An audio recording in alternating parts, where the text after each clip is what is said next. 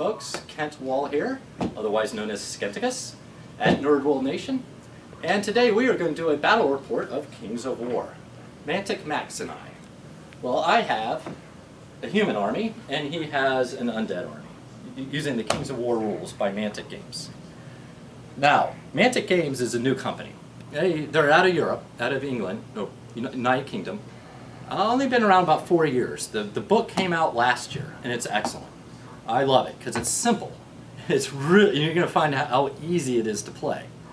Now with Kings of War, you don't need an army book, don't need codexes, you don't need all this stuff. All you do is you pick a 10-man unit, a 20-man unit, or a 40-man unit. So you do a 10-man unit like that. The points are already there, and you just write down the points. I want to do, most of them are going to be in regiments, though. That's a 40-man unit, or excuse me, a 20-man unit of pikemen. And then here I have a horde, 40 men of spearmen. And this is, you can tell I put some halberdiers in there just to rank out the file. Mm-hmm. Now, these are from, real quick let me tell you, these are from War Games Factory, and these are Games Workshop. All of them in white. Mm-hmm. Okay, now to the game. Yes.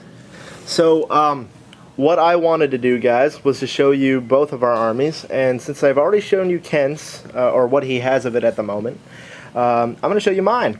So, I've been working on this undead army since Mantic came out.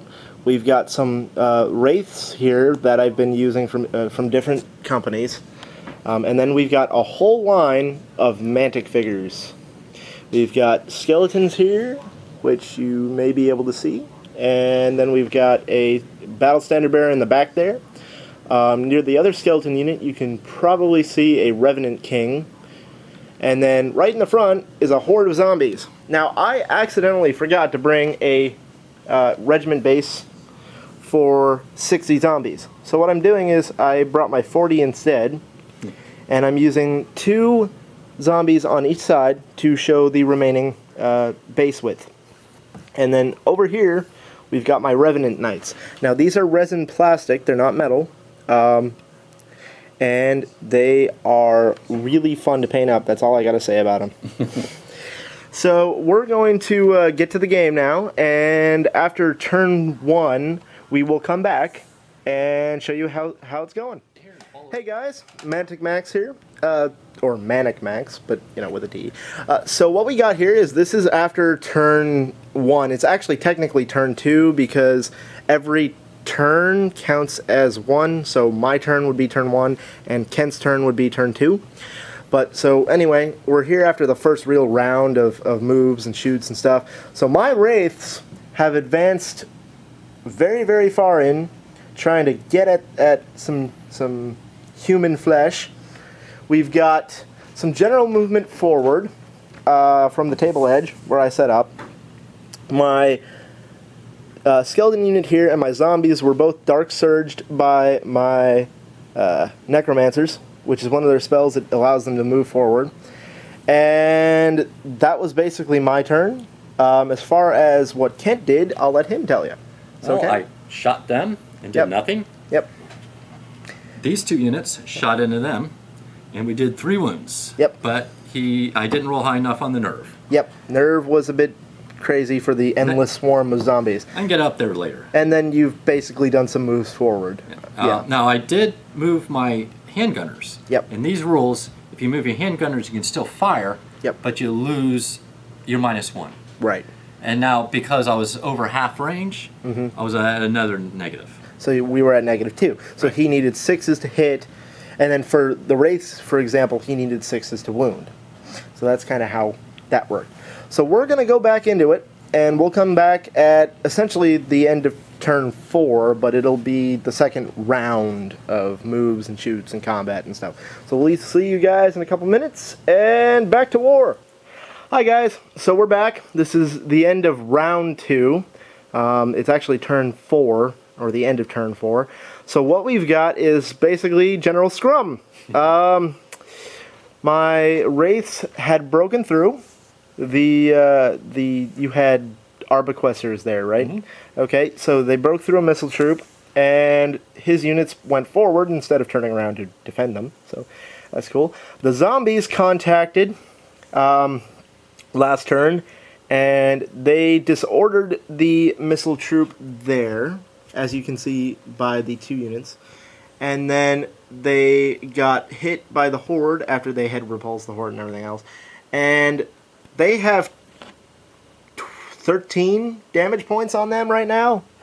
So they're in some straits there. They're not totally dead, but they're getting there.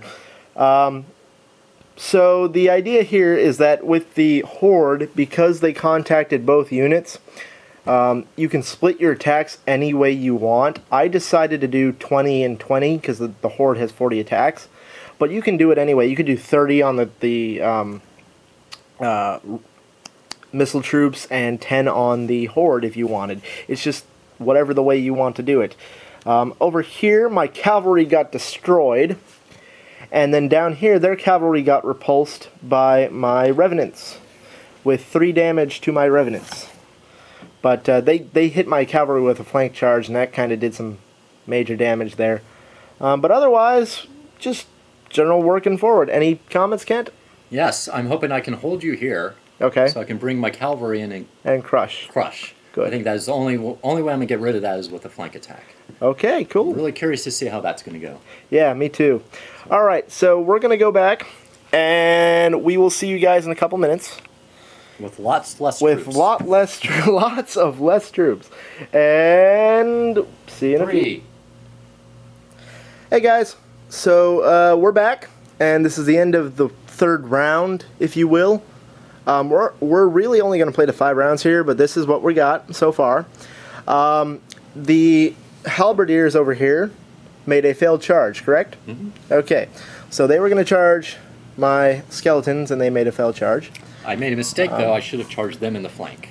Good idea. Good idea. So the pikemen that engaged, or that I engaged with my skeletons, were wavered, so they didn't attack.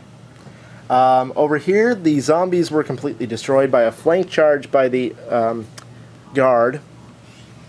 In the back there, I took out his standard bearer with my wraiths, and then with the overcharge d6 inches, I charged into his general, which I did 3 wounds? Is it 3 there?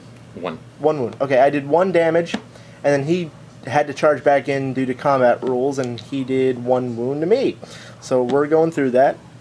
Over here, the knights charged back in, did a bunch of damage, but I'm looking set to flank them and try and take them out and get them out of there. Other than that, it's basically just a general scrum here, so we're going through it. See you guys in 2 rounds. Anything else to say, Kent? Looks like it could go either way at this point. Yep. Cool. All right. So we will be back. 2, 1. Okay, guys. So we're back. This is we're going into our final round here, but this is what we got. Kent has completely destroyed me mostly because he's had some definitely overwhelming advantage in both cavalry and just plain numbers. And that's surprising considering that I'm playing undead, but because some of my models were not varnished, and I don't like to play with unvarnished models, I took a character-heavy list. So that was a fault on my part, but also a time fault for not having enough time to varnish everything. Over here you can see the dead, my mass versus his light casualties. My 3 characters are in a whole lot of trouble there.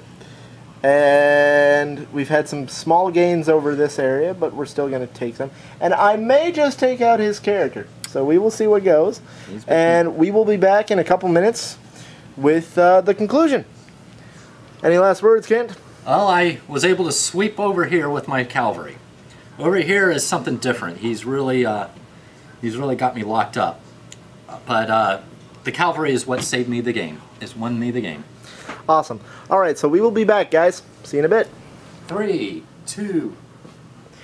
All right, hi, guys. So we're back. This is the wrap-up of our Kings of War battle for the first game of our campaign against each other. Kent was playing his humans, and I was playing my undead. As you can see, he's pretty much come to wrap up and rip around my flank. So, he charged my characters, which is fine, because that's what happened. I turned around and Dark Surged into his flank of the Spear Horde? That Dark Surge spell Yeah. is deadly. Yeah. If you play Undead, and you can master that spell, yeah, that makes all the difference in the world. Dark Surge, man, Dark Surge. I thought I had a good position, and then Max moves all his stuff. I'm like, uh-oh. Yeah. So my Wraiths killed his character, but they didn't. They only got 1 inch on their continuation move, which means they could not have rear charged and thus given me some endgame vengeance. Over here, his halberdiers or polearm block was wavered, so they could not charge back into my skeletons.